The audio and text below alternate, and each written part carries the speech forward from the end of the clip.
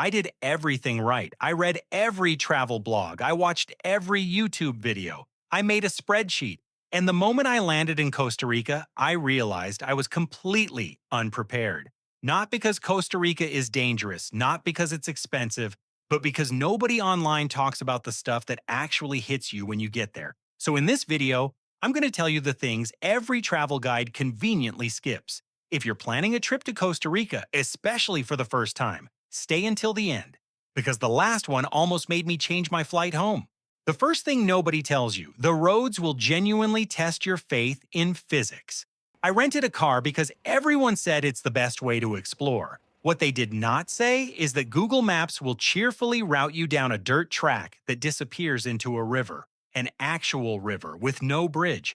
In Costa Rica, a significant portion of rural roads are unpaved and many require four-wheel drive, even routes to popular tourist spots like Monteverde. If you're renting, pay for the 4WD upgrade. Not optional. I learned this the hard way at 6 p.m. with no cell signal and a Toyota Yaris that was simply not built for this moment. Second thing, the wildlife does not care about your personal space. I'm not talking about seeing a distant monkey in a tree.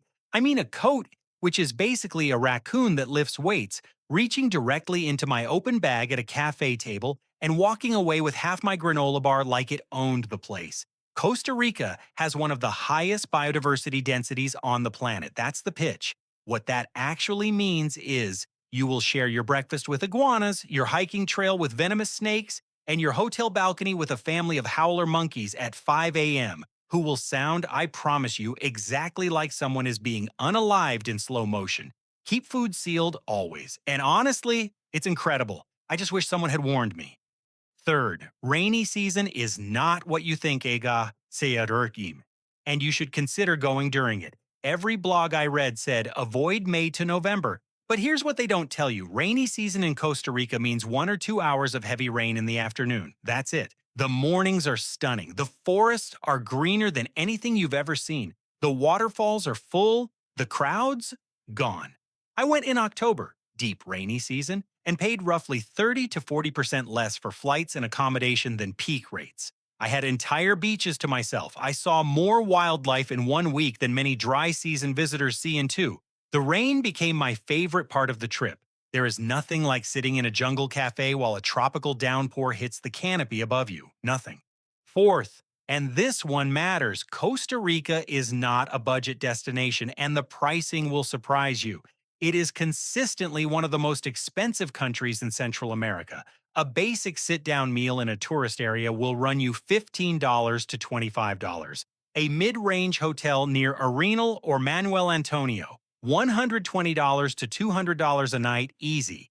Now, this is not a complaint. The infrastructure is excellent, the nature is maintained, and a large portion of Costa Rica's revenue goes toward protecting that 25% of national park coverage. You're paying for something real, but I cannot tell you how many people I met at hostels who had budgeted like they were in Nicaragua and were absolutely in financial crisis by day 4.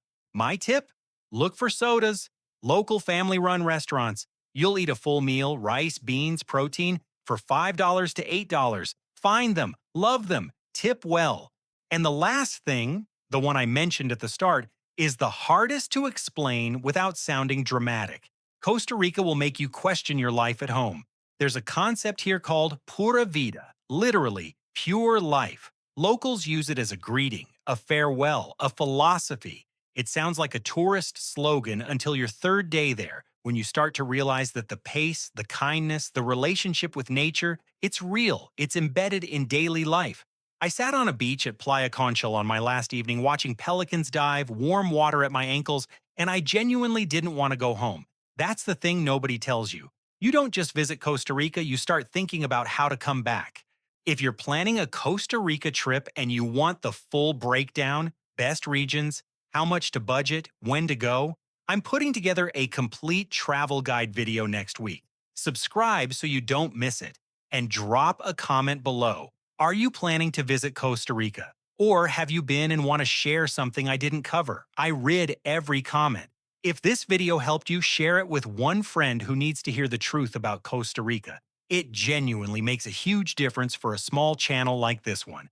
I'll see you in the next one. Pura Vida.